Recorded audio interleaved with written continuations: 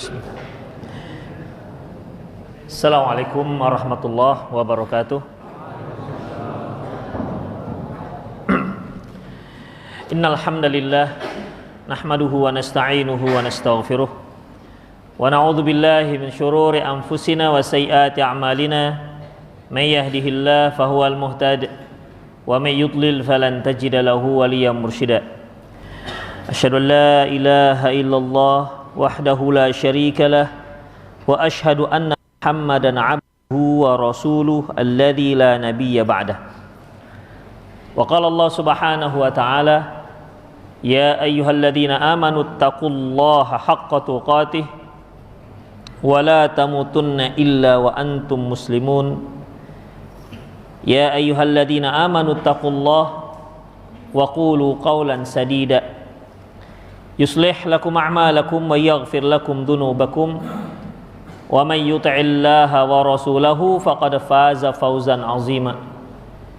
Ya ayyuhan nasu taqu rabbakumul ladzi khalaqakum min nafsin wahidah wa khalaqa minha zawjaha wa batha minhuma rijalan katsiran wa nisaa'a wattaqullaha alladzi tasaaluna bihi wal arham innallaha kana 'alaikum raqiba.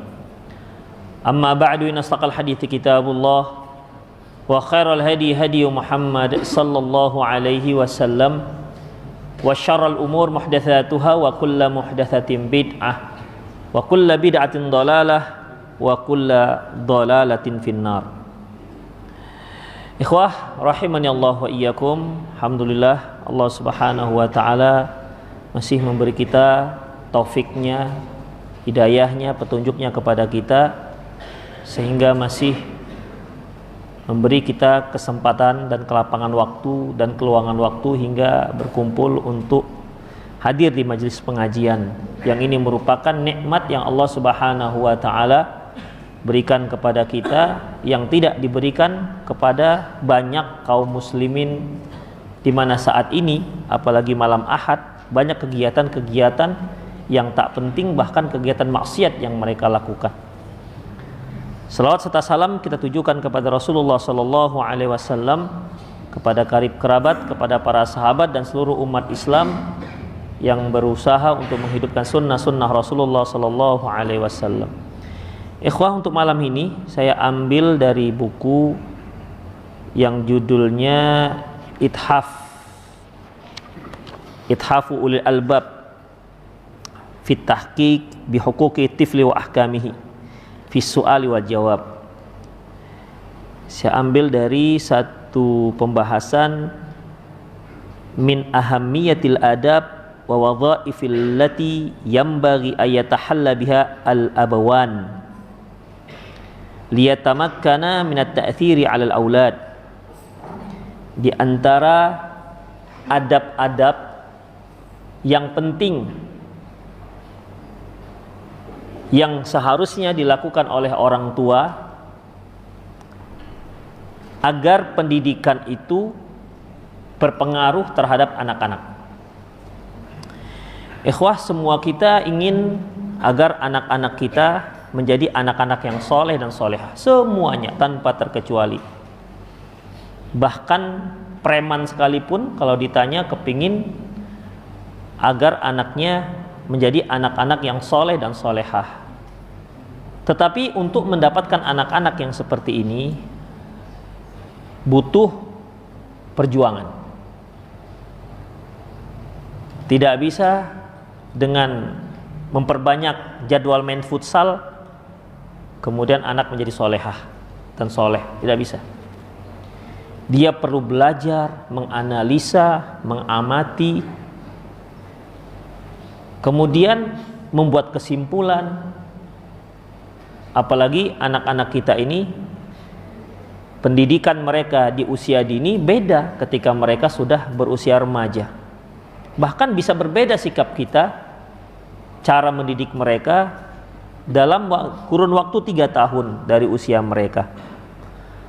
Oleh karena itu kita sebagai orang tua, ya, ada hal-hal yang sangat penting yang harus kita benahi pada diri kita.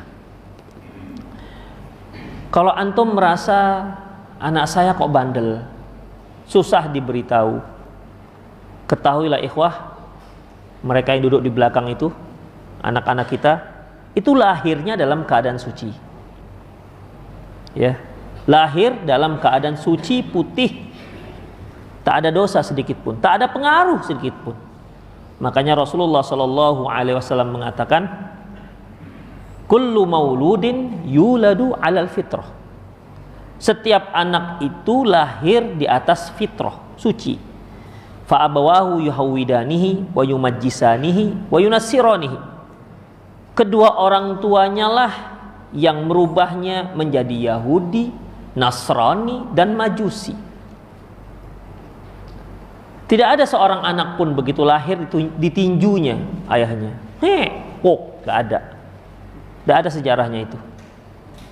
Pasti ada yang dia tiru ketika dia meninju ayahnya. Ketika dia melawan ayahnya, pasti ada yang dia tiru. Mungkin faktor internal rumah tangga, karena dilihatnya ayahnya dan ibunya sering tengkar, atau faktor eksternal, lingkungan, bahkan lingkungan sekolah, bahkan guru.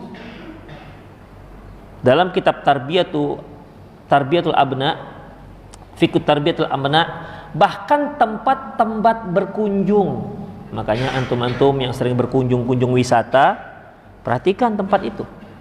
Ya, itu berpengaruh terhadap anak-anak. Ya, yang suka jalan-jalan atau yang suka nongkrong, tapi untuk Marelan nggak ada nongkrong ya. Kalau di Medan masih ada nongkrong di kafe, begitu ya. Jadi ikhwah, yang ini itu sangat berpengaruh kepada anak-anak. Taib, apa saja yang harus kita perhatikan sehingga anak-anak kita itu lebih mudah untuk diarah?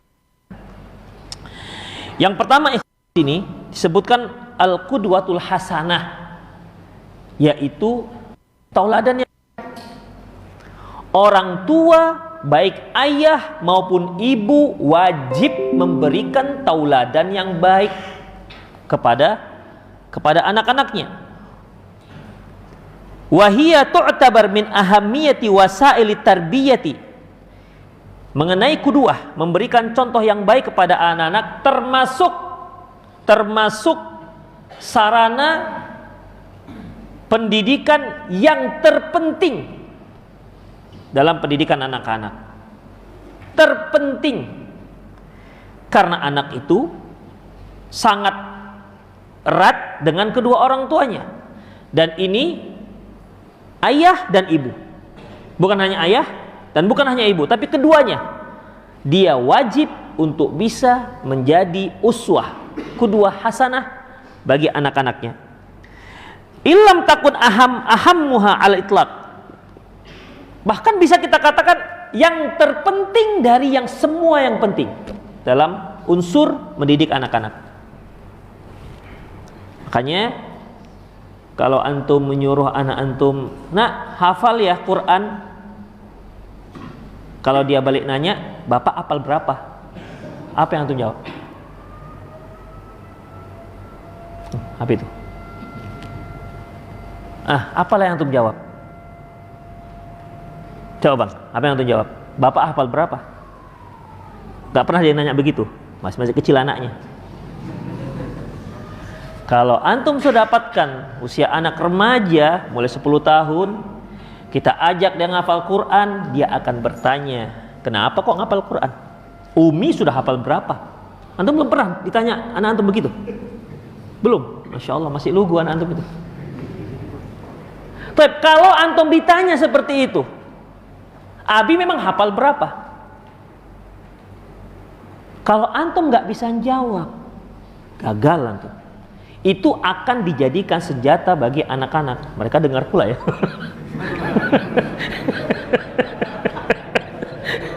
Ada pula mereka dia. Itu dia. Maunya nggak usah ada mereka.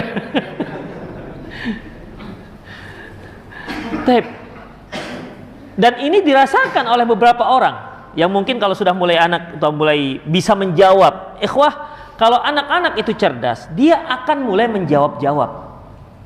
Ya, menjawab. Artinya dia bukan melawan, dia hanya ingin kadang-kadang ingin menakar-nakar, ini pintar nggak orang tuanya? Benar, bisa nggak jawab? Harus pandai jawab, kalau enggak nangis antum. Itu namanya qudwah hasanah, ya.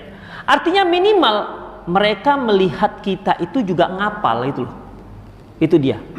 Mereka juga melihat kita ngapal. Jadi ketika antum ditanya, memang ayah Abi hafal berapa? Abi kan sudah tua, ya Abi sesanggup Abi lah, kamu masih muda, Masya Allah, Abi harapkan kamu bisa menjadi hafal Quran. Begitu ikhwah. Kalau dilihatnya antum main HP aja, jenggot sudah segini, setengah hari main HP, ya, itu bermasalah dengan anak-anak ini. Demikian ikhwah. Jadi antum sebagai orang yang katanya salafi, takbir gitu kan, harus ikut ngapal Quran. Tidak bisa tidak ikhwah, nggak bisa, ya. Antum juga harus ngapal Quran. Sudah ikut kajian salafi 15 tahun, juz amma tak kelar-kelar, kan parah ini. Parah, saya bilang parah. 15 tahun juz amma tak kelar. Ada nggak? Mau saya tunjuk orangnya? Kau salah. Ini kan miris ikhwah. Kenapa tak kelar? Hanya juz, bukan 30 juz, juz 30, itu beda. Artinya ikhwah rahimanallahu, harus nampak juga oleh anak-anak kita itu, kita juga ikut menghafal. Kalau kita ingin anak kita menjadi orang yang hafiz dan hafizah, ya walaupun kita ngapal karena usia faktor U, hafal depan lupa belakang, hafal belakang lupa depan, hafal depan belakang yang tengah lupa, ditinggal sebentar hilang semua, ya. Tapi nampak kita itu ada usaha ikhwah, ada usaha. Itu namanya qudwah, salah satu contoh, ya. Salah satu contoh itu namanya qudwah. Anak-anak itu ikhwah, dzalika liwujudi tilkal ghaziratil fitriyatil malhati fi kainanil insan allati tadfa'uhu nahwa taqlid wal muhakat khasatan atfalus shaghir.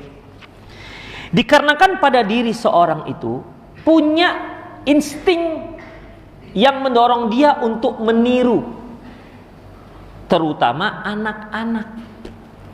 Makanya anak-anak itu kalau dilihatnya bapaknya kasar, lebih kurang dia akan jadi kasar, ya. Kalau dilihatnya bapaknya lembut, dia akan kalau dilihat ibu dan bapaknya lembut, belum tentu jadi lembut. Ingat ya, kalau orang tuanya kasar, anak bisa dipastikan bisa menjadi kasar. Kalau orang tuanya lembut, dia belum tentu jadi lembut. Itulah dia. Jadi kecenderungan untuk buruk itu lebih besar. Makanya kita berusaha memprotek anak-anak kita agar menjadi anak soleh. Belum tentu jadi soleh, apalagi kita abaikan begitu saja. Pendidikan rumah tangga merupakan pendidikan yang paling penting dalam menciptakan generasi yang soleh dan soleha. Bukan sekolah. Sekolah itu membantu, ya. Sekolah hanya membantu. Apa yang tidak bisa antum ajarkan, sekolah mengajarkan, ya.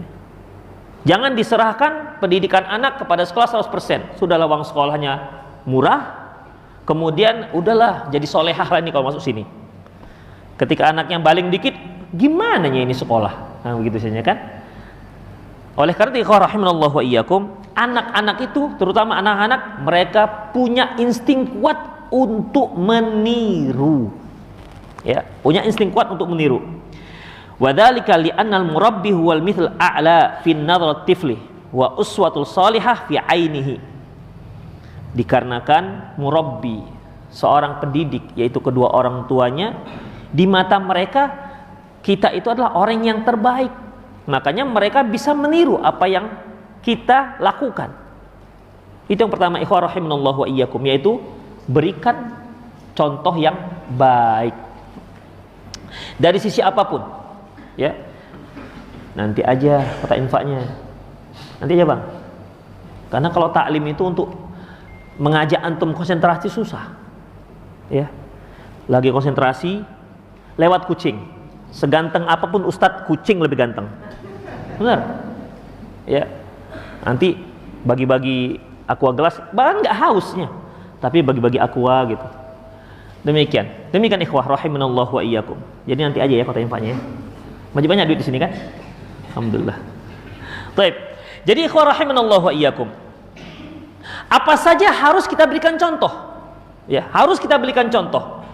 Salatnya, baca Qur'annya, zikirnya, cara bicaranya. Ya, cara bicaranya. Apalagi nih para ayah harus bisa memberikan cara bicara yang baik kepada anak-anaknya. Apalagi sekarang ini anak-anak kita sudah banyak, kemudian ada yang memang dari umum baru hijrah, sementara dia bawa kosakata yang tak enak. Demikian. Saya sering mendengar, namanya juga kita di masyarakat, ya, mendengar perbicaraan antara dua orang anak. Nyet, mau kemana nyet? Tuh kan, tahu mereka, ada di situ. Ada begitu. Jangan ya sayang, jangan. Ada begitu. Mau ke sana anjing katanya. Astagfirullah. Ini wakil ikhwah, ini kejadian. Ini kejadian. Bukan tidak sedikit anak-anak kita juga mengatakan, "Dek, bodoh kali kau, Dek." Itu kalimat-kalimat mungkin bagi kita biasa-biasa saja, tapi ini akan menjadi sebuah kosakata yang sering diucapkan. Ya.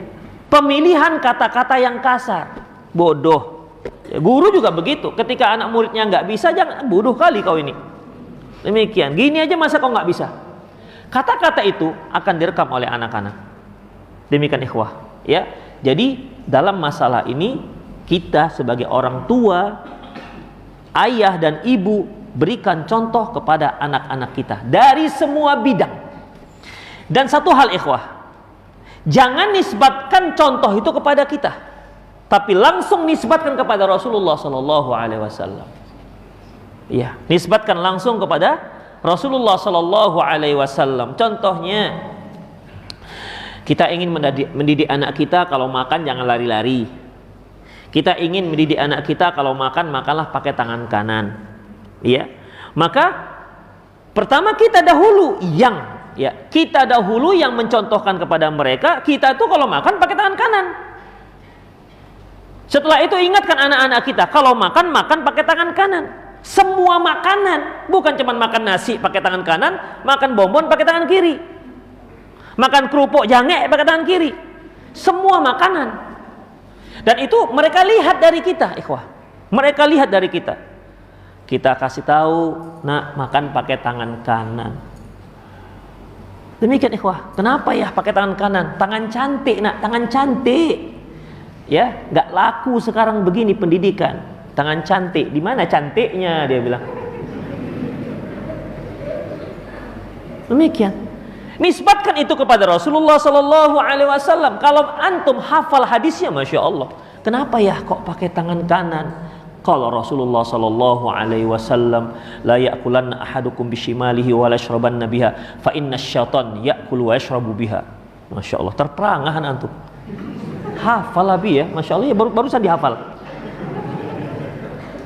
Tapi itu penisbatan kepada Rasulullah Sallallahu Alaihi Wasallam. Dinisbatkan kepada Rasulullah. Jadi anak-anak itu ketika kita arahkan mereka satu kebaikan, upayakan arahkan kepada Rasulullah SAW. Jadi mereka tahu ini Rasulullah yang menyuruh, bukan ayahku. Demikian. Ini Rasulullah SAW yang menyuruh, bukan ibuku. Begitu. Luar biasa kan ikhwah. Dia mau makan, udah bismillah belum? Kenapa ya? Nah, sebutkan dalilnya. Kalau nggak hafal Arabnya, sebutkan Indonesianya. Jadi mereka tahu. Ini anak-anak kecil-kecil begini ikhwah, ya. Dia kalau tahu sesuatu, dia bisa nyampaikan ke kawannya. Nggak boleh makan pakai kanan kiri. Kenapa? Rasulullah yang bilang. Nah, begitu. Jadi itu yang kita inginkan dari anak-anak kita. Ya. Dan itu semua sumbernya awalnya dari kita. Demikian ikhwah rahimanallahu wa iyyakum. Ya, yang namanya anak-anak pasti ada kesalahan sekali, dua kali, 3 kali. Memang kita nggak pernah salah. Ada yang mengeluhkan, Ustadz, saya sudah beritahu anak saya, tapi selalu diulang-ulang kesalahan yang sama. Ikhwah, coba introspeksi kita. Selama kita hidup, berapa puluh kali kita melakukan dosa yang sama? Kenapa kita mengeluhkan mereka, tidak pernah mengeluhkan diri kita? Itu, coba introspeksi. Dosa yang sama, berapa kali sudah kita ulang-ulang? Sama, mereka juga begitu. Jadi tidak ada kata karena berulang-ulang, capek kan Ustaz dah, puluhan kali aku kasih tahu, bandel kali memang anaknya. Demikian. Ya nggak bisa seperti itu. Anaknya bandel, bapaknya lebih lagi. Itulah dia ikhwah, rahimanallahu wa iyyakum. Ya. Dan memang untuk mendidik ke suatu hal yang baik memang luar biasa. Ya. Kita butuh sabarkan anak-anak, kadang-kadang kita harus benar-benar sabar, tahan emosi, kalau enggak ikhwah, terpukul terus anak-anak. Demikian. Ya kita mau mereka itu belajar dengan cara ideal. Kita mau mereka itu sampai target, sampai sini dia harus hafal sekian. Maunya kita begitu. Demikian. Sementara mereka juga berupaya, mereka menganggap mereka sudah berupaya, tapi nggak sampai begitu. Makanya ikhwah, tanamkan pada diri anak-anak kita itu, yaitu yang penting mereka itu berusaha. Itu dia. Hasil itu kita serahkan kepada Allah. Yang penting kamu nak sudah usaha, berusaha, bilangkan, abi, ayah tidak menilai dari hasil, tapi abi menilai dari usaha. Hasil itu Allah yang pegang. Hasil dari jerih payah mereka belajar itu Allah yang pegang, Allah yang menentukan. Yang penting usaha. Itu dia. Jadi kita tanamkan pada diri anak-anak ini berusaha. Itu yang terpenting, bukan hasil. Karena anak-anak itu nggak semua punya kemampuan yang sama. Mungkin antum punya anak 5, beda-beda kan? Ada yang agak sedikit kurang cerdas, ada yang nggak cerdas, ada yang sangat tidak cerdas. Ada yang begitu. Demikian. Ada yang kalau ngapal teriak-teriak dia, teriak-teriak, nggak masuk-masuk juga. Ada yang hafal dia. Ya. Kadang-kadang yang teriak-teriak, Umi kenapa kok adik dia nggak teriak-teriak hafal, kakak yang teriak-teriak susah ngapal. Ya begitu masing-masing, Allah Subhanahu wa taala berikan kemudahan. Tapi yang terpenting kita sebagai orang tua itu beri mereka support, kita memberikan qudwah hasanah kepada anak-anak. Ada seorang salafus soleh menyebutkan, tapi nggak disebutkan di sini siapa namanya. Mereka mengatakan, liyakun awwala islahika liwaladi liauladi islahika fi nafsik. Yakun awwalu islahika lil auladi islahuka li nafsik. Hendaklah kalau kamu mau memperbaiki anakmu, yang pertama perbaiki dulu dirimu sendiri. Itu dia, perbaiki dirimu sendiri.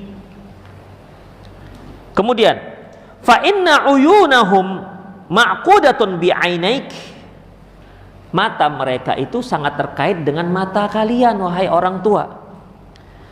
Wal hasanu indahum ma sana'at. Yang baik itu menurut mereka yang kamu lakukan. Wal qabihu indahum ma tarakt.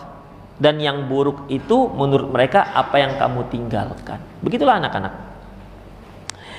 Kalau dalilnya sudah sering-sering lah ya kita dengar, seperti firman Allah Subhanahu wa taala, atamuruna an-nasa bil birri wa tansawna anfusakum wa antum tatlunal kitab afala ta'qilun. Apakah kalian menyuruh orang untuk berbuat baik, kemudian kalian membaca kitab, kalian lupakan diri kalian sementara kalian membaca kitab? Apakah kalian tidak berpikir? Dan banyak hadis-hadis yang lain yang ini sebenarnya sangat erat dengan masalah dakwah, baik untuk keluarga kita maupun untuk yang lainnya. Baik. Itu yang pertama, qudwah hasanah. Ingat ya, kalau kita ingin anak kita dalam satu masalah itu baik, maka tunjukkan kita orang terdepan yang melakukannya terlebih dahulu. Kalau antum ingin anak-anak itu tak terkait dengan HP, tunjukkan kepada mereka antum orang pertama yang tak terkait dengan HP. Itu dia. Karena masalah anak-anak sekarang umumnya masalah dengan HP. Dan rumah tangga yang baru masalahnya banyak dengan HP. Demikian. Karena apa? Sangat terkaitnya manusia sekarang dengan HP. Pulang kerja Sudah sore, kemudian bukannya bercengkrama dengan anak istrinya, tapi lebih banyak dengan HP. Demikian. HP yang membuat yang jauh menjadi dekat, yang dekat menjadi jauh. Demikian ikhwah rahimanallah. Apalagi kalau antum punya istri, anak masih kecil-kecil, antum pulang langsung urusannya dengan HP. Kadang-kadang nengok HP, senyum-senyum sendiri. Senyum-senyum sendiri. Dengan istri nggak pernah senyum. Dengan HP mudah senyum. Macam orang gila. Dan itu real, ikhwah. Kenyataannya begitu. Yang kedua, yaitu rahmah wal hub, cinta dan kasih sayang. Ini dia. Ya. Anak-anak itu harus merasakan kita itu sayang dengan dia. Bahkan ketika kita hukum, dia harus rasakan bahwa kita menghukum karena kita sayang dengan dia, bukan karena kita benci.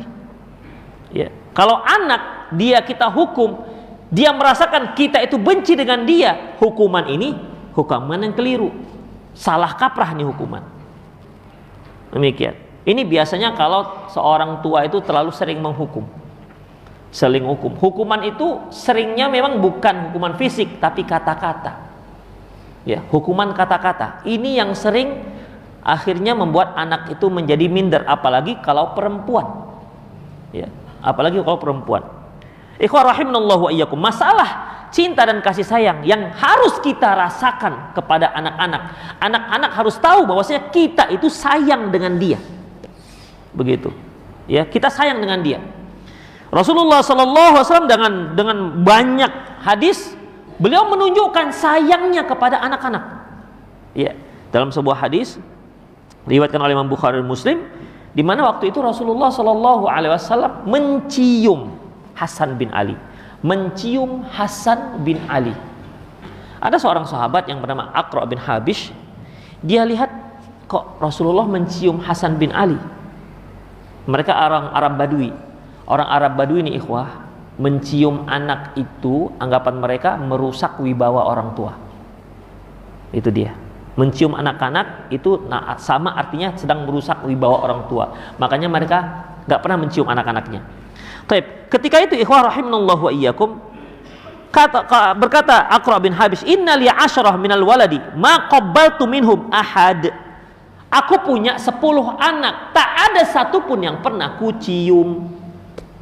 Demikian. Ya. Jadi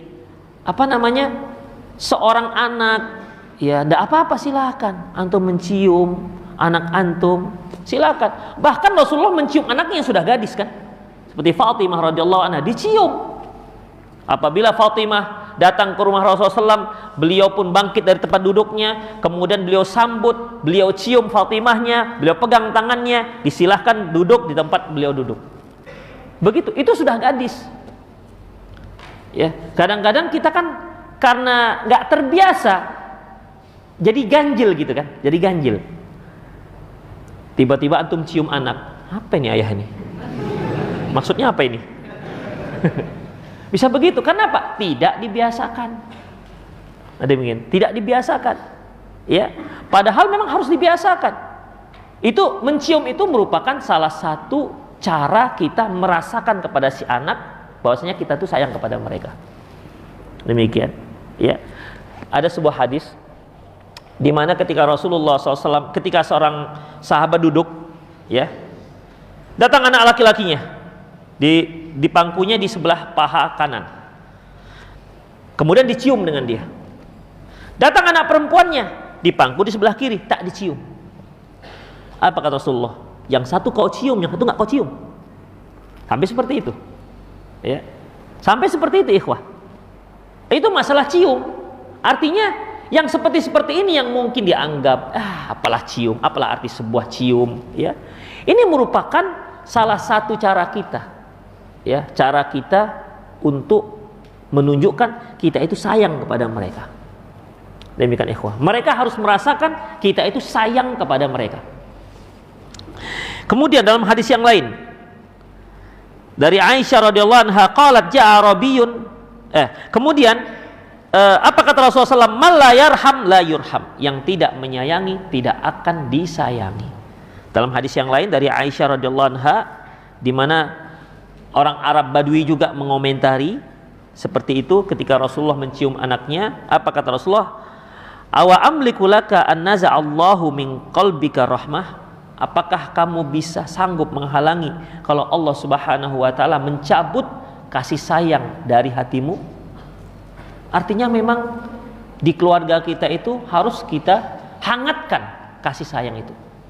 Harus kita hangatkan. Ya. Jangan kita biarkan keluarga kita itu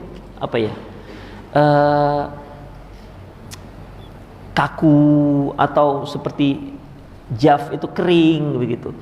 Datang, pulang, udah makan, udah makan, sana main. Pulang, makan, kemudian pergi lagi. Ya. Kering di situ. Ya. Tidak ada di situ cengkrama, tidak ada di situ nasihat, tidak ada di situ yang bentuknya ingin menyurahkan kasih sayang gitu. Demikian ikhwah, ya. Jadi kasih sayang merupakan salah satu cara kita untuk mendidik anak-anak. Sekali lagi ikhwah, terserah antum bagaimana caranya, bahwasanya anak itu merasakan antum itu sayang kepada mereka. Ya. Harus itu, nggak bisa tidak. Bahkan seperti yang saya katakan tadi, bahkan ketika kita sedang menghukumnya, kalau perlu nggak apa-apa kita beritahu, nah, Abi ini nggak suka menghukum, tapi Abi harus hukum, bukan karena Abi benci. Boleh kita cerita seperti itu, ya, boleh kita cerita seperti itu. Ya, kadang-kadang kita sebagai ayah lah terutama, kan jarang-jarang ngomong dengan anak-anak. Kau bandel kau ya, dah nangis, sikat lagi, dah meraung, dek diamkan tuh dek, abang mau pergi dulu. Demikian. Jadi komunikasi pun akhirnya terhambat, ya, komunikasi akhirnya terhambat. Dan mengenai bagaimana Rasulullah SAW menunjukkan kasih sayangnya kepada anak-anak itu banyak sekali. Bukan hanya kepada cucu beliau, cucu kandung, tapi seluruh anak-anak para sahabat. Bahkan para sahabat itu kalau datang bawa anak, itu anaknya nggak segan-segan bangku Rasulullah SAW. Ya, anaknya bahkan nggak segan-segan ada di punggung, itu tanda-tanda kenabian, dimain-mainkan oleh anak-anak itu. Itu tandanya apa? Rasulullah itu familiar dengan anak-anak. Kalau seandainya Rasulullah itu orang yang menakutkan, nggak akan mungkin anak-anak itu bisa mendekati beliau. Makanya antum kalau ditakuti anak-anak jangan bagus sekali awak ya. Anak-anak nggak boleh dekat. Nah, itu nggak bagus. Ya, itu bukan tanda-tanda bagus, itu tanda-tanda nggak bagus. Bahwasanya anak-anak takut dengan antum. Kemudian ikhwah rahimanallahu wa iyyakum. Selanjutnya kita singkat-singkat aja. Al-mukhalatah. Mukhalatah itu ya harus antum bergaul, duduk. Tidak apa-apa main dengan anak, boleh silahkan. Ya, artinya anak itu merasa dekat dengan antum. Jadi jangan seperti ketika kita pulang kantor, Assalamualaikum, Waalaikumsalam, makan. Jadi macam buto hijau gitu kita masuk rumah. Seperti direktur datang, orang takut, Abi datang, ayo bersihkan, Abi datang. Ya Allah, ya.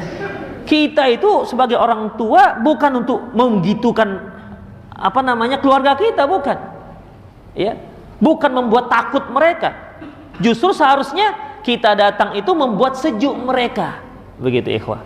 Ya, sejuk mereka. Ya mungkin sewaktu-waktu antum pulang kerja, rumah berantakan, ya bantu bukan diberantakin lagi, maksudnya disusun lagi begitu. Dibantu. Demikian, enggak usah marah-marah. Itulah ikhwah. Karena kalau kita marah-marah, tuh anak lihat. Abi ini marah-marah aja kerjanya. Nah, gitu. Bi, marah-marah aja kerjanya. Masih mendingan kalau dia ngomong ke antum, Abi kenapa kok marah-marah aja? Itu masih mendingan ikhwah. Kalau ada anak antum mengatakan begitu, Abi kok marah-marah aja? Itu masih mendingan. Itu merupakan curahan hatinya. Tapi kalau dia dalam hati mendam, marah-marah aja orang tua ini katanya. Begitu. Ya, itu bisa satu saat akan berpengaruh kepada psikologi dia. Demikian ikhwah. Al-mukhalatah artinya ada pergaul kita. Ya ikhwah, Rasulullah sallallahu alaihi wasallam beliau nabi. Nabi itu ikhwah tugasnya memberi fatwa, memberi pengajian. Kalau ada masalah-masalah, dia yang selesaikan masalah agamanya. Apalagi seorang qadhi, seorang hakim. Seorang hakim berarti bukan hanya masalah agama, mungkin masalah tanah, masalah apa, itu Rasulullah menyelesaikan. Apalagi beliau panglima perang. Panglima perang. Kalau ada peperangan beliau jadi panglimanya. Apalagi beliau juga seorang suami. Itu dia. Jadi banyak jabatan beliau, tapi ternyata masih sempat-sempatnya beliau cengkrama dengan anak-anak, bercengkrama dengan istri-istrinya. Kemudian istri beliau itu 9. Jadi kalau kita anak 3, istri cuma atu-atunya, istri 1, terus tak sempat bicara, tak sempat bercengkrama dengan anak-anak, tak sempat bicara gimana nak pelajaran hari ini, begitu. Coba antum introspeksi diri antum, selama seminggu itu berapa kali antum tanya pelajaran anak antum? Coba tanya. Dalam seminggu ya, nggak usah setiap hari. Seminggu itu berapa kali? Ada nggak sekali? Begitu. Atau 2 kali? Demikian. Coba tanya. Ya. Anak-anak itu ketika ditanya begini, dia akan lebih perhatian dengan pelajarannya. Kalau tidak, nanti bisa dia nggak ditanya-tanya aja kok. Bisa seperti itu, ikhwah rahimanallah. Nah, itu kan? Ada yang lewat kan? Perhatian ke sana kan? Nah, itu dia. Itu contoh. Itu contoh, ikhwah. Ya, padahal hari-hari antum lihat, belum mandi pun ya. Nah, itu dia perhatian, begitulah yang namanya kajian. Makanya jangan sampai ada yang merusak konsentrasi. Taib ikhwah rahimanallah wa iyyakum. Itulah dia. Artinya ada yang mukhalatah. Yamilul auladu khassah ba'da thaniyati minal umri ilal julusi wa hadisi ila abaihim. Anak-anak terutama setelah usia 2 tahun itu cenderung dia ingin ngobrol dengan ayahnya. Ya, ngobrol dengan ayahnya. Jadi antum sempat-sempatkanlah waktu antum. Ya, permasalahannya sekarang ini bukan kita nggak sempat, waktu kita banyak habis dengan, biasanya bapak-bapak nih banyak habis dengan HP, banyak habis ngobrol di masjid. Sholat isya sampai jam 8, ngobrolnya habis setengah 10. Tuh, ya, banyak habis waktu apa? Nanti main apalah, panahan lah, mancing lah. Begitu. Nanti kalau panahan, ini sunnah Rasulullah Sallallahu Alaihi Wasallam. Demikian. Itu dia alasannya. Ya, alasannya begitu. Mana? Sekarang orang perang kan nggak pakai panah kan? Pakai bedil sekarang, pakai pistol. Antum belajar panah, orang sudah 100 meter, 300 meter, udah pakai apa? Pakai senapang angin, senjata berapi. Itu ikhwah rahimanallah wa iyyakum. Artinya, coba antum ajak anak-anak antum bicara, ngobrol. Bisa antum bawa sambil ngapalah begitu. Tapi mereka tuh dekat dengan antum. Itu dia. Mereka itu dekat dengan antum, ada yang bisa mereka bicarakan dengan antum. Kalau dia sudah bisa bicara, itu tanda-tanda antum akan bisa mengorek apa isi hatinya. Bisa juga dengan cara formal juga bisa, duduk. Kemudian antum tanya satu persatu, ada yang mau bicara nak? Silahkan. Dalam seperti ini ada anak-anak itu yang bisa ngomong, ya, ada yang bisa ngomong. Misalnya, Abi minggu-minggu ini kok Abi marah-marah aja ya? Ada yang begitu. Antum jangan marah juga. Kok protes?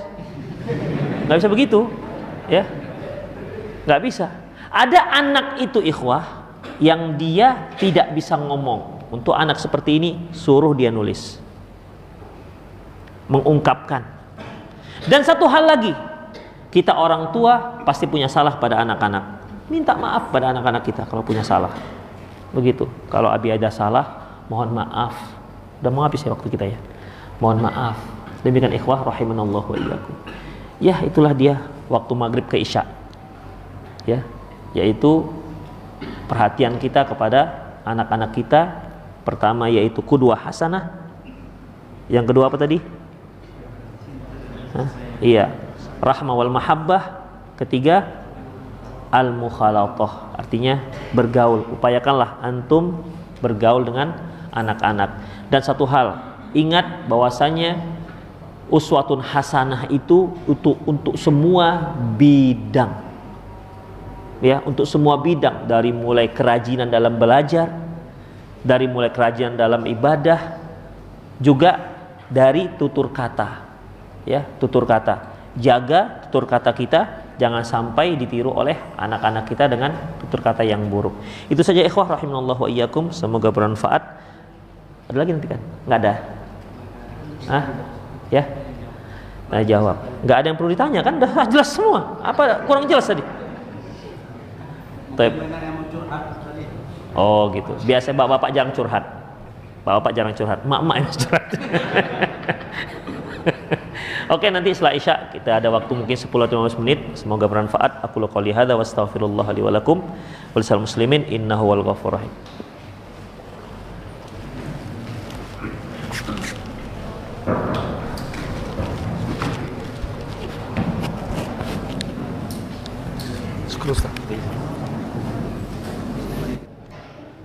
Bismillah. Assalamualaikum warahmatullahi wabarakatuh.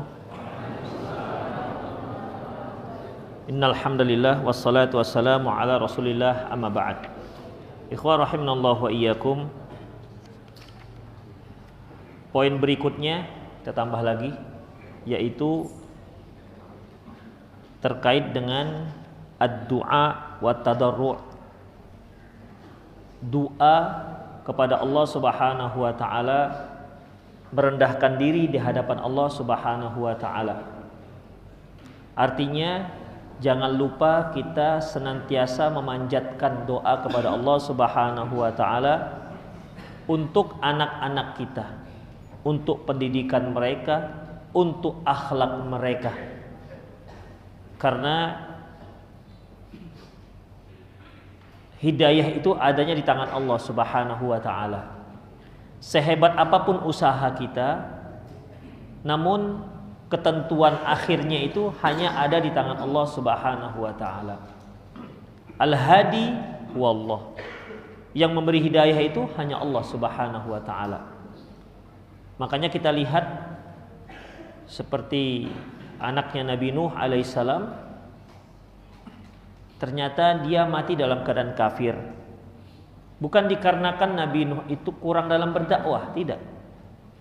Karena doanya Nabi Nuh, dakwahnya Nabi Nuh, beliau katakan, Allah Subhanahu wa taala menyebutkan, Rabbi inni da'autu qaumi laila wa nahara falam yazidhum du'ai illa firara. Ya Allah, aku telah mengajak mereka, kaumku, siang dan malam hari. Falam yazidhum du'a illa firara, namun tak menambah kecuali semakin lari mereka. Ketika Nabi Nuh mengatakan, ya Rabbi inni da'autu qaumi laila wa nahara, wahai Allah Tuhanku, aku mengajak kaumku siang dan malam hari. Apakah kita berpikir bahwasanya anak-anaknya enggak termasuk diajak oleh Nabi Nuh? Tentu kan tidak. Pastilah anak-anaknya juga termasuk yang diajak. Demikian ikhwah. Bahkan di saat-saat terakhir, di saat gelombang air bah datang, Nabi Nuh masih mengajak anaknya. Ketika anaknya sedang berenang, Nabi Nuh mengatakan, ya bunayyar kam ma'ana wala takum ma'al kafirin. Wahai ananda, mari ikut bersama ayah. Panggilannya memanggil anak yang kafir. Ya bunayya, wahai ananda. Bunayya itu ikhwah panggilan yang paling lembut dalam bahasa Arab, panggilan untuk anak-anak. Ya bunayya, wahai ananda. Padahal anaknya kafir. Irkam ma'ana, mari ikut bersama kami. Wala takum ma'al kafirin, jangan kamu termasuk orang-orang kafir.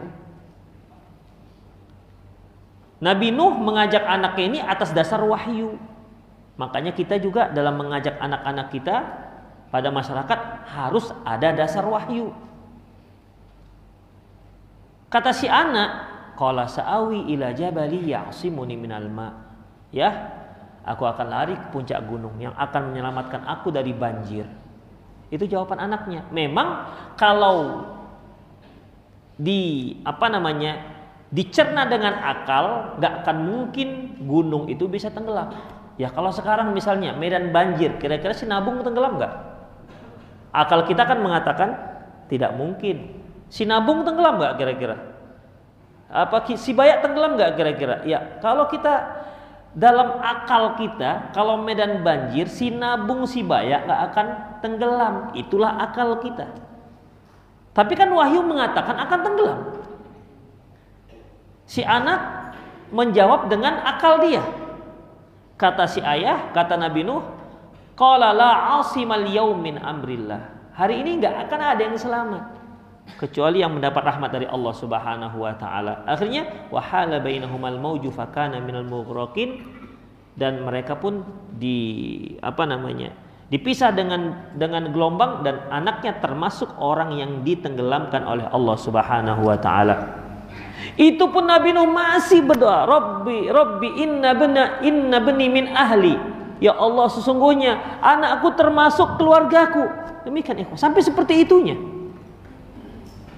Nabi Nuh berdoa kepada Allah Subhanahu wa taala untuk anaknya yang sudah jelas-jelas mati kafir.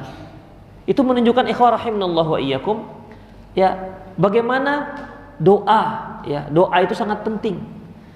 Mengenai hasilnya itu kita serahkan kepada Allah Subhanahu wa taala. Jangan kita lupakan doa anak-anak kita dalam setiap doa-doa kita. Jangan lupakan, dan upayakanlah doa kita itu serius, bukan hanya sekedar diucapkan. Serius, memang untuk mereka, untuk kita, untuk mereka, doakan mereka. Karena bagaimanapun qulubul ibad baina asabi'ir rahman yuqallibuha kaifa yasha. Hati para hamba itu di antara jemari Allah, dan Allah itu membolak-balikkan sekehendaknya. Mungkin anak kita hari ini agak sulit menerima pelajaran, besok kita tidak tahu, ikhwah. Mungkin ada di antara antum yang ketika sekolah SD, SMP, SMA-nya susah belajar, tapi ketika dia sudah masuk jenjang kuliah, semua nampak terang, semua terasa mudah. Demikian ikhwah, semua itu ada di tangan Allah Subhanahu wa taala. Kita sebagai orang tua hanya berusaha dan berdoa. Al-hadi wallah. Ya, al-hadi wallah. Yang beri petunjuk itu hanyalah Allah. Coba kita lihat Nabi Ibrahim alaihissalam. Di tengah-tengah keluarga penyembah berhala, bahkan pengrajin berhala. Ayahnya Azar kan tukang buat patung. Tak ada bersama dia siapapun. Tapi ketika Allah Subhanahu wa taala memberi dia hidayah, apa kata Allah Subhanahu wa taala? Inna Ibrahim kana ummatan qanitan lillahi wa lam yakum minal musyrikin. Sesungguhnya Ibrahim itu adalah umat. Allah katakan umat. Para ulama memberikan tafsir beberapa tentang masalah umat. Ada yang menyebutkan dia satu di antara para umat yang lainnya. Ada juga menyebutkan li'annahu muallimul khair, karena dia memberikan pelajaran banyak kebaikan kepada umat. Demikian ikhwah. Qanitan lillah, dia taat kepada Allah, walam yakum minal musyrikin, dan tak pernah berbuat syirik. Tak pernah termasuk orang berbuat syirik. Artinya sejak kecil itu berarti nggak pernah Nabi Ibrahim berbuat syirik. Padahal lingkungannya lingkungan musyrik. Begitulah ikhwah. Wa madzalika 'ala Allah bi'aziz. Enggak susah bagi Allah Subhanahu wa taala. Yang penting bagi kita berupaya semaksimal mungkin dan berdoa. Ya, doakan mereka. Kemudian ikhwah yang terakhir ya, yaitu ya sabar. Sabar. Ya. Mendidik anak-anak memang harus sabar. Bahkan bukan mendidik anak-anak, mendidik istri juga harus sabar. Ya, kita seorang laki-laki tentunya ingin agar istri kita itu cerdas, solehah, penurut, cantik, putih, tinggi, semampai. Itu maunya kan? Ya, sebelum antum ingin itu ngaca dulu gitu lah.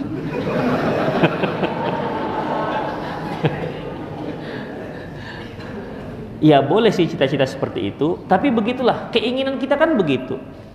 Kita ingin seorang istri yang perfect begitu. Tapi ternyata yang didapat setengah pun enggak, seperempatnya. Kita kira bening, rupanya saus sangat matang. Nah, begitu. Ya karena dapatnya di Facebook. Facebook kan ada filternya. Demikian. Jadi bagaimana? Ya sudah, itulah yang terbaik untuk kita. Ya didik bagaimananya. Ya, bagaimananya. Punya anak ya didik, nggak bisa. Kemudian bagaimana? Ya harus sabar, ikhwah. Ya. Sebenarnya sabar di keluarga itu ya kita sebagai kepala rumah tangga ini. Kita yang pertama harus sabar. Ya, kita yang pertama harus sabar. Tidak bisa kita serahkan pendidikan anak kita bulat-bulat petak-petak kepada istri kita, sementara kita seperti orang yang berlepas tangan. Udah, pokoknya abang sudah kasih duit, uang sekolah, kamu yang mendidik mereka. Nggak bisa seperti itu. Kita manajer, kita manajernya, CEO-nya kita, apa namanya ya, direkturnya itu kita, istri kita sebagai sekretarisnya. Dia punya tanggung jawab, tapi kita punya tanggung jawab puncak. Artinya kalau anak kita ternyata salah pendidikannya, yang ditanya pertama bukan istri, tapi kita sebagai kepala rumah tangga. Makanya memang harus sabar, ya, karena sabar, innallaha ma'as sabirin, Allah itu bersama orang yang sabar. Artinya ikhwah, Allah akan bantu orang yang sabar, ya. Bersabar, bersabar dan bersabar. Jangan kita itu apa namanya membuat kesimpulan yang tergesa-gesa, atau terkadang kita cepat memberikan hukuman, ya, tanpa menganalisa terlebih dahulu, atau kita apa namanya membuat kesimpulan tentang anak kita sebelum analisa yang matang dan seterusnya. Intinya memang harus sabar. Itulah ikhwah rahimanallahu wa iyyakum. Semoga pelajaran yang insyaallah mudah lah, pelajaran ini enggak susah. Kedua, apalagi sabar, sayang, ya, rahmah, kemudian mukhalatah, bergaul, 3 doa, 4 sabar, 5 aja. Tapi berkeringat itu ngamalkannya. Benar ya? Ya. Ini pembahasan insya Allah sederhana, nggak perlu pakai kaidah usul fikih, nggak perlu kan? Tapi memang perlu, harus digiatkan. Ya, harus digiatkan kita, terutama nih bapak-bapak. Ya, terutama bapak-bapak harus memperhatikan juga pendidikan anak-anaknya, apalagi yang anaknya banyak. Ya, apalagi yang anaknya banyak, artinya orang yang anak banyak itu lebih baik ketimbang yang anaknya sedikit. Demikian juga orang yang istrinya banyak lebih baik dibandingkan istrinya sedikit. Itu Rasulullah yang bilang, khairukum aktsarukum nisaan, sebaik-baik kalian adalah yang paling banyak istrinya. Kenapa? Namanya juga tanggung jawabnya banyak. Al jaza ma'al jinsil amal. Al jaza ma'al jinsil amal artinya pahala itu diberikan sesuai dengan seberapa sulit amalan itu dilakukan. Seorang yang punya anak 10 dibandingkan dengan anak 3, ya lebih baik yang 10 ini dibandingkan anak 3. Kenapa? Tanggung jawabnya semakin besar. Tapi ingat, ditanggung jawabin. Jangan 10 anaknya, 1 di Simpang Lowo, 1 di papan sana, ya, jadi agen gitu kan. Gak seperti itu tentunya. Ya, artinya anak ini dididik, dan 3 dididik dengan mendidik 3 dengan 10 kan beda ikhwah, tanggung jawabnya beda, sulitnya, tingkat kesulitan beda. Demikian juga antum punya istri satu-satunya di rumah, yang di sana ada punya istri 4-4-nya atau 3-3-nya gitu kan. Mendidik ini kan tentunya lebih susah, makanya lebih besar pahalanya. Begitu ikhwah rahimanallah wa iyyakum. Itu saja ya. Ingat kan, mudah kan pelajarannya kan? Mudah ikhwah. Coba ulang lagi. Uswah, al-mahabbah, al-mukhalatah, pergaulan, ad-du'a, kemudian as-sabr. Insyaallah cobalah amalkan. Mantap itu kalau amalkan. Insyaallah. Nanti kapan-kapan saya kemari lagi. Tengok apa hasilnya. Demikian ikhwah, qul qouli hadza wa astaghfirullah li wa lakum wa lil muslimin innahu wal ghafurur rahim. Silahkan jika antum ada yang mau bertanya. Fadhal. Ya. Apakah ungkapan bagi seorang ayah terutama kepala rumah tangga itu benar, ungkapan seperti ini lebih baik disegani daripada ditakuti bagi anak-anak dan keluarga? Lebih baik disegani daripada ditakuti. Segan ini dalam arti hormat ya. Iya. Ya betul ikhwah. Kita itu sebagai kepala rumah tangga jangan ditakuti. Mungkin antum pernahlah sekolah, ada guru yang kita takuti dan ada yang nggak kita takuti. Ya, begitu yang guru yang menakutkan ini datang, kita kan. Tapi apa komentar murid-murid terhadap guru itu? Buruk kan? Ya, buruk. Demikian, gara-gara apa? Gara-gara targetnya ditakuti. Kita tuh jangan ditakuti, ikhwah. Ya. Kalau bisa kita ketemu dengan anak kita, di peluknya kita. Demikian. Siapa di antara antum yang punya anak gadis masih memeluk dia? Nah, kalau dia apa ini gitu? Demikian. Seperti Rasulullah SAW kan tidak ada masalah, ya. Jadi keliru kalau seandainya kita ditakuti, bukan ditakuti, ikhwah. Ya, bukan ditakuti, dihormati dan disegani. Artinya setiap apa yang kita ucapkan didengar dengan mereka. Ya, dengar mereka. Mereka tahu bahwasanya kita itu sungguh-sungguh dan kita sayang kepada mereka. Demikian. Memang harus kita disegani. Makanya ikhwah, ketika kita mukhalatoh ketika kita bergaul, jangan kelewat sekali sehingga akhirnya anak nggak segan dengan kita.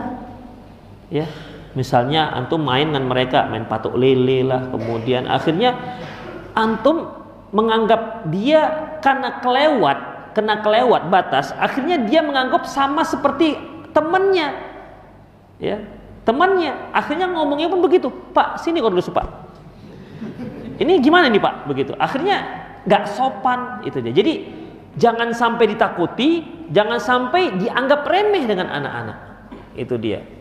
Antum ajak main, ternyata antum kalah mulu. Misalnya, udah kan? Udah cari pemain yang lain yang antum bisa menang. Itu. Kalau enggak antum disepelekan. Itu dia. Pandai-pandailah antum gimana? Ya antum kan lebih besar, lebih banyak pengalamannya. Masa kalah dengan anak-anak? Gitu ikhwah.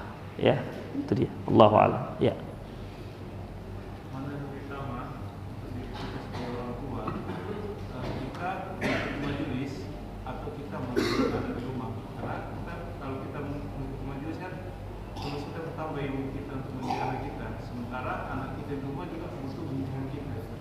Ikhwah rahimanallahu wa iyyakum, sa'atan.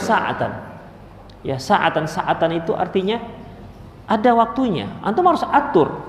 Kalau majelis taklim ini dari pagi sampai pagi itu enggak ada selesai. Antum bisa belajar dari pagi sampai pagi. Mana buka TV itu? Dari mulai habis subuh antum bisa belajar. Tapi kan harus sa'atan artinya ada waktu-waktunya. Ya, ada waktu-waktunya. Dan ada prioritasnya. Ada skala prioritasnya. Seperti ikhwah rahimanallahu iyyakum, seperti Abu Darda radhiyallahu anhu. Ketika dia didatangi oleh Salman Al-Farsi. Ya.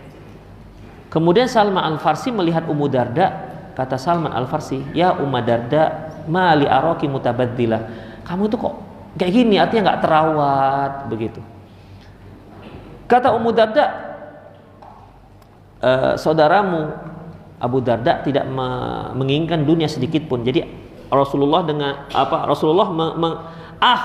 baina Salman wa Abi Darda. Rasulullah menjadikan teman, saudara antara Salman dan Abu Darda.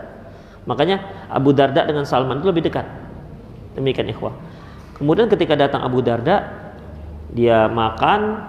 Abu Darda nggak mau makan karena dia puasa. Kata Salman, la aqulu hatta ta'kul. Aku nggak makan sampai kau makan. Karena makanlah Abu Darda pada malam hari habis sholat Isya, dia mau sholat. Kata Salman, jangan sekarang sholat, tidur. Tengah malam bangun lagi, masih disuruh tidur oleh Salman sampai di sepertiga malam terakhir, baru mereka lah sholat. Setelah itu baru Salman Al-Farsi memberikan nasihatnya kepada Abu Darda. Ya Abu Darda, inna li'ainaika 'alaikal haq. Ya Abu Darda, sungguhnya matamu itu punya hak. Wa inna li jasadika 'alaikal haq. Jasadmu juga punya hak. Wa inna li ahlika 'alaikal haq. Sesungguhnya keluargamu juga punya hak. Fa'ati kulla haqqin haqqah. Berikan masing-masing hak itu kepada yang berhak. Jadi kita menuntut ilmu di majelis taklim. Kemudian kita juga punya kewajiban untuk mendidik anak.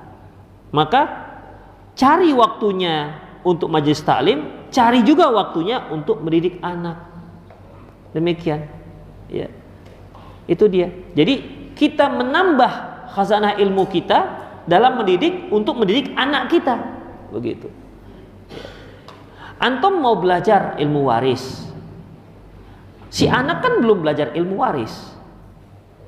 Dia ilmu tauhid aja dia belum tahu misalnya. Makanya harus diatur waktunya.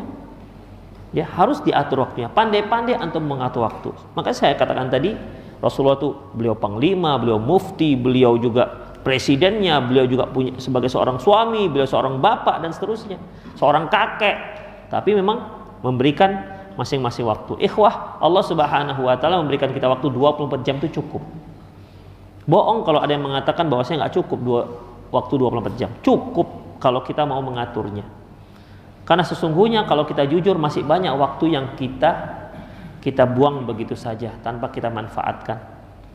Makanya para ulama kita mengatakan barang siapa yang tidak disibukkan dengan kebaikan, maka dia akan disibukkan dengan keburukan. Itulah dia. Sibukkan diri antum dengan kebaikan. Insya Allah ya akan terjauh dari keburukan. Nah, jadi harus pandai menjadwal waktu. Ya.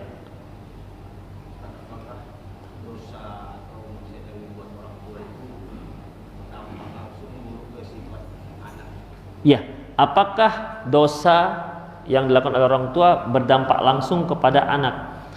Pada dasarnya bukan berdampak langsung di sini dengan artian anak juga menanggung dosa, enggak. Karena Allah berfirman, "Wala taziru waziratu wizra ukhra." Sungguhnya seorang itu tidak akan mengemban dosa orang lain. Tetapi si anak itu meniru, itu dia sebenarnya. Meniru. Kalau kita sebagai orang tua bicara dengan istri kasar, begitu kan, bicara dengan anak-anak kasar, bicara dengan tetangga kasar, anak sedikit banyak akan menirunya. Bukan menanggung dosanya, tapi menirunya. Itu dia, menirunya. Anak-anak ini ikhwah, antum ketika antum makan di lantai, dia bisa meniru antum bagaimana cara duduknya. Apakah naik lutut ke atas, gitu kan? Demikian, dia akan tiru, dia bisa meniru. Ketika antum bersama dengan mereka, tiba-tiba antum buang angin, tut gitu kan, nanti mereka akan balas itu. Iya, akan balas, tut. Kok Abi kemarin? Itu dia. Kan nggak sengaja nak, ini juga nggak sengaja. Ya begitu ikhwan. Ya, jadi bukan dosanya ditanggung anak, tapi mereka meniru. Nah, ada lagi? Ya. Terkait dengan itu, Rasulullah mencium anaknya itu ada batasan umur nggak?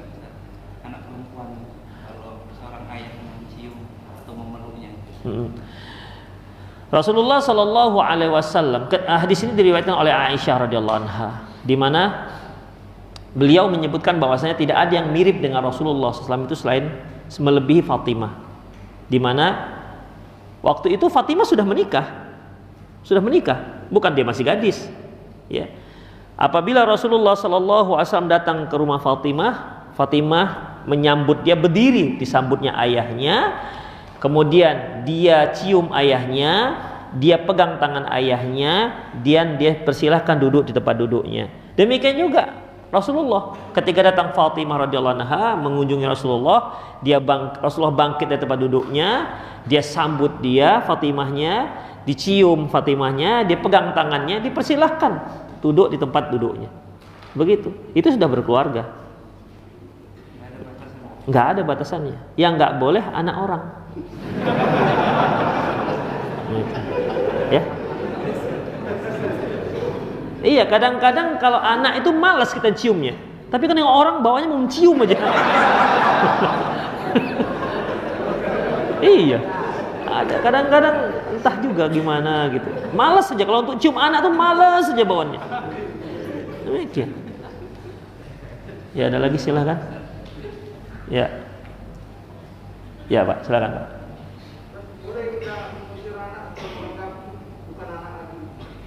Mengusir anak, bukan anak lagi, nggak boleh, haram hukumnya. Memutus silaturahmi itu haram hukumnya. Ya, memutus silaturahmi itu haram hukumnya. Apakah ada pendidikan dengan cara mengusir? Nah, pernah nggak antum membaca para salafus saleh dahulu karena jengkel dengan anaknya diusir dari rumahnya? Saya belum pernah baca adanya hukuman mengusir anak. Ya, sebandel apapun anaknya, Kenapa seperti ini kita sampai mengusir anak? Karena kita terfokus bahwasanya anak ini bandel gara-gara dia sendiri. Itu sebenarnya membuat kita semakin kesal. Coba kita pikir, kok bisa anak ini bandel ya? Dari mana dia dapat? Dia lahir nggak seperti ini?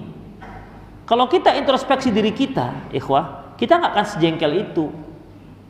Ya, kita nggak sejengkel itu. Berapa banyak saya ditanya, Ustadz, anak saya sudah usia sekian tahun juga masih susah disuruh sholat. Kalau ditanya balik, sejak kapan ibu suruh dia sholat? Sejak SMA. Ya jelas gimana? Wong perintahnya sejak usia 7 tahun. Demikian. Ustadz, anak saya susah sekali dipisahkan dengan HP. Kalau dia diambil HP-nya, dia gulung-gulung. Ya kan? Gulung-gulung, nangis. Ini nggak sedikit loh. Fitnah HP ini menimpa para salafiyin juga. Ya, nggak bisa anaknya dilepas. Kenapa? Coba, siapa pertama salah? Apakah anak begitu lahir minta HP? Kan tidak. Apalagi fitnah sekarang ini, kita mau jauhkan HP dari anak kita, ternyata belajarnya daring. Ya kan? Akhirnya mau nggak mau kita belikan HP. Belajarnya 15 menit, nengok filmnya 2 jam. Mau bilang apa lagi? Kita buatkanlah wifi di rumah, bebaslah dia. Itu dia. Seharusnya kan kita kontrol, tapi kan kita malas kontrol. Kadang-kadang anak nangis, nonton, dah. Supaya kita kasih HP, supaya kita bebas dari gangguan dia. Ini kan nggak bertanggung jawab namanya. Demi kita supaya dia nggak mengganggu kita kasih dia HP. Wah ini nggak bertanggung jawab namanya. Makanya dalam masalah ini kita harus banyak introspeksi lah. Kalau anak kita bandel, coba kita dulu introspeksi. Kan banyak faktor. Makanya dalam Islam itu mendidik anak itu bukan dimulai dari mereka lahir, bukan mereka sudah besar. Dari mulai mencari istri, itu sudah merupakan awal dari mendidik anak. Istri, antum target mencari istri apa? Apakah cantiknya atau solehahnya? Ya kalau bisa cantik dan solehah, itu jarang masalahnya. Demikian. Ya kalau dia mau anak yang solehah, dia targetnya harus akhwat yang solehah, begitu. Karena itu yang menjadi madrasatul kubro, al-ummu madrasatul kubro. Ibu itu kan merupakan madrasah terbesar. Kemudian ketika mendatangi istri, lupa nggak bacanya? Ini menciat begitu aja. Lupa dia bacanya. Itu kan doa itu, ikhwah. Allahumma jinni minasyaitan wa jinni bisyaitan ma razaqtana. Apa kata Rasulullah? Ini kalau Allah takdirkan dia punya anak, Allah akan jaga dia dari syaitan. Demikian, enggak la yadurru syaitan abada. Syaitan tidak akan memudaratkan dia. Artinya minimal dia enggak akan menjadi kafir. Begitu, itu doa. Enggak hafal, tempelkan itu di dinding. Tapi jangan dibaca anak-anak, dikira doa mau tidur. Jadi dikira doa mau tidur. Ini Abi doa mau tidur ya, dibaca dihafalnya kan. Demikian ikhwah. Itu dia. Itu kan dari perkara-perkara yang mungkin awal-awal kan di situ ikhwah. Awal-awal tuh begitu. Nah, belum lagi nanti ketika si istri hamil, melahirkan anak kecil dan seterusnya. Ya itu semua pengaruh kita itu besar. Makanya supaya tidak terlalu jengkel dengan anak kita ketika mereka buat kesalahan, cobalah introspeksi diri kita. Insya Allah kita tidak akan mengusir dia, karena kalau kita usir selesai tuh tanggung jawab kita. Apa selesai? Enggak. Ya. Nabi Nuh selesai anaknya ketika anaknya kafir. Enggak selesai kan? Tetap saja dia harus berupaya. Kenapa? Karena kita itu ikhwah dalam berdakwah itu yang kita lawan itu adalah setan. Setan. Jangan serahkan anak kita ke setan. Ya berupayalah gimana lagi. Bandel anaknya ya sudah berupaya bagaimana supaya tidak bandel. Ya kalaupun tidak bisa semuanya, minimal mengurangi kebandelannya. Itu ikhwah. Dan tidak ada istilah memutus silaturahmi. Itu termasuk dosa besar. Ya, termasuk tak usah kau pijak lagi rumah bapak ini. Begitu. Ya. Gak apa-apa kalau saudara pijak aja nggak masalah. Tapi kalau maksudnya memutus nggak bisa diputus ikhwah. Ya, tidak bisa diputus yang namanya tali silaturahmi. Nah. Ada lagi? Bis, pulang kita? Ya.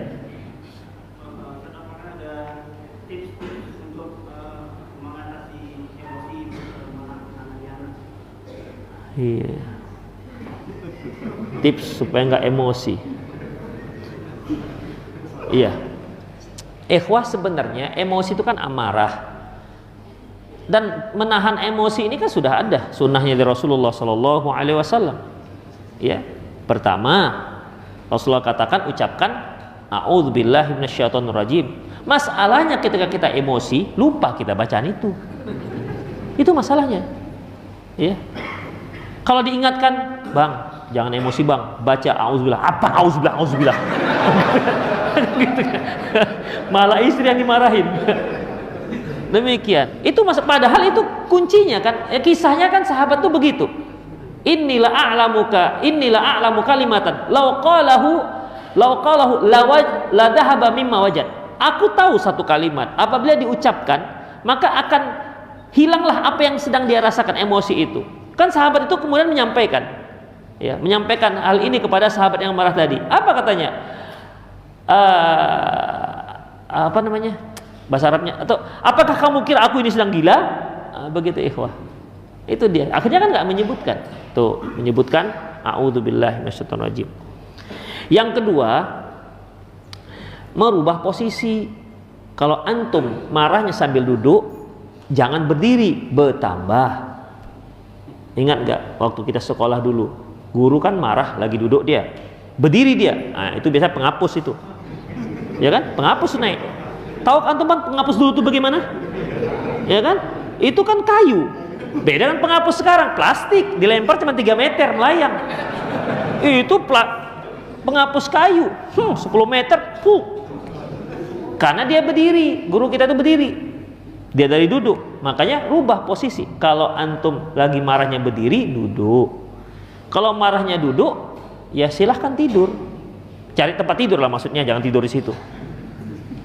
Demikian. Itu diantara kiat-kiatnya. Walaupun ada yang menyebutkan berwudu, para ulama berbeda pendapat tentang masalah apakah wudu itu hadis tentang berwudu itu sahih apa enggak. Demikian. Tapi yang rajih itu sahih. Itu diantaranya, ya. Apalagi yang antum ingat? Udah tadi. Beberapa posisi udah. Apa tadi lainnya selain itu? Ada beberapa, ya.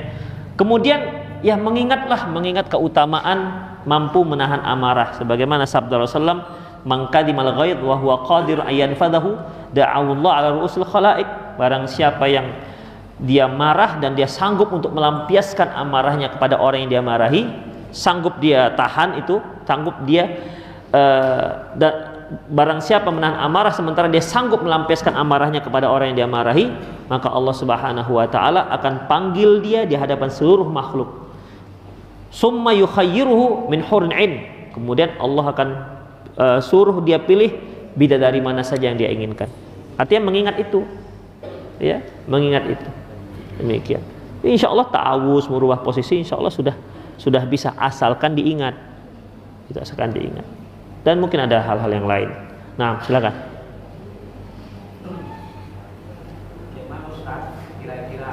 Kayak mana ya Ustadz, ringat saya itu acara kita.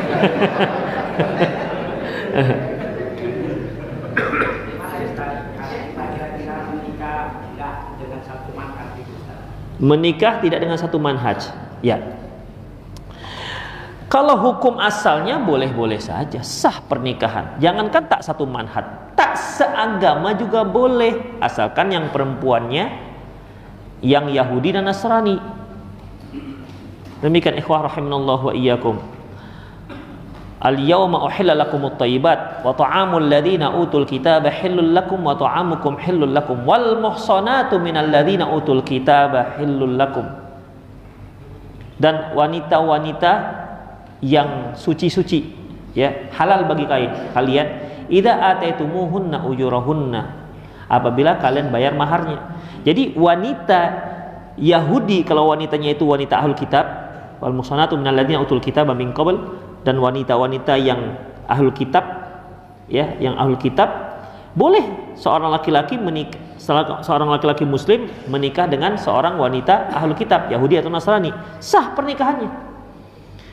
Tapi ya itu berisiko ikhwah, ya berisiko. Makanya Umar bin Khattab mengeluarkan perintah agar sahabat yang memiliki istri Yahudi atau Nasrani, suruh ceraikan. Akhirnya mereka ceraikan. Hudzaifah bin Yaman bertanya kepada Umar bin Khattab, apakah haram ya, apakah haram ya Amirul Mukminin, apakah haram? Kata Umar bin Khattab, enggak haram. Ya, tidak haram. Namun begitupun setelah itu Hudzaifah bin Yaman menceraikan istrinya. Artinya apa ikhwah? Resiko. Antum pernah dengar Abdurrahman bin Muljam? Siapa itu Abdurrahman bin Muljam? Pembunuh Ali bin Abi Thalib. Itu seorang qori, seorang alim yang diutus Umar bin Khattab ke Mesir untuk mengajarkan orang-orang Quran. Menikah dengan seorang wanita Khawarij. Itu dia. Menikah dengan seorang wanita Khawarij. Demikian. Tapi gimana jadinya? Kan jadi masalah besar, ikhwah. Jadi masalah besar. Kenapa? Menikah dengan wanita Khawarij. Jadi kalau kita lihat dari sisi sahnya sah, tapi resikonya ikhwah. Resikonya. Emang nggak ada lagi di sini yang akhwat-akhwat yang salah. Setahu saya masih banyak bertabur. Yang gadis dari mulai yang 20 sampai 40 masih ada. Yang belum punya pasangan. Dari mulai yang janda anak satu, yang janda nggak punya anak, janda muda, janda tua, antum yang mana? Artinya yang semanhaj, artinya kenapa kita harus pilih yang begitu? Supaya memudahkan kita untuk mendidik. Begitu. Boleh nggak antum menikah dengan wanita yang nggak pandai baca Quran? Boleh nggak? Ya boleh. Tapi begitu menikah, antum punya tanggung jawab besar. Antum mengajar Iqra, begitu. Nanti ajarkan sholat, ajarkan wudhu. Cari kerjaan, ikhwan. Cari yang sudah siap pakai. Tanda tangan, jadi tinggal didik. Gitu kan, tinggal didik. Udah, dek, ini anak kita, didik. Selesai. Kita nggak ajarkan lagi. Dia sudah tahu bagaimana cara mendidik. Dia sudah tahu begini, begitu. Tinggal enak. Kita bisa kerjakan yang lain yang bisa lebih banyak yang bisa kita buat. Itu. Ini begitu nikah nggak keluar ke masjid, kenapa? Didik istri. Itu banyak sekali PR-nya, ikhwah. Iya, insya Allah banyak juga pahalanya. Itulah, alhamdulillah. Mungkin antum mau kepengin banyak pahala ya. Iya. Ngerti kan kesimpulannya? Boleh, tapi ya kerjaan banyak. Jangan sampai antum masih debat di rumah. Iya, debat. Alhamdulillah kalau istrinya nggak pandai debat. Kalau istri pandai debat, kalah debat terus suaminya. Begitu. Ada lagi? Jam berapa udah? 9. Udah ya? Dia bilang udah ya, bukan saya. Demikian ikhwah rahimanallah wa iyyakum. Semoga apa yang kita bahas bermanfaat. Apa tadi yang 5 tadi? Tunggu. Saya mau tunjuk dulu. Sebentar. Jangan tunduk-tunduk antum, jangan tunduk-tunduk. Saya mau yang tunduk-tunduk malah tak tunjuk nanti. Taat. Ya, taat. Apa satu? Jangan nangis. Kok nangis? Sebelahnya terlambat tadi. Iyalah, bahasa Indonesia. Memang bisa bahasa Arab. Ya.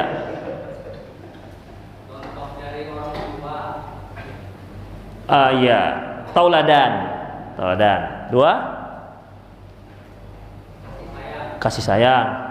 3, mukhalatoh, pergaulan. 4, jangan dibisik. Doa. 3, 4, 5, sabar. Itu masya Allah. Silahkan antum boleh pulang duluan.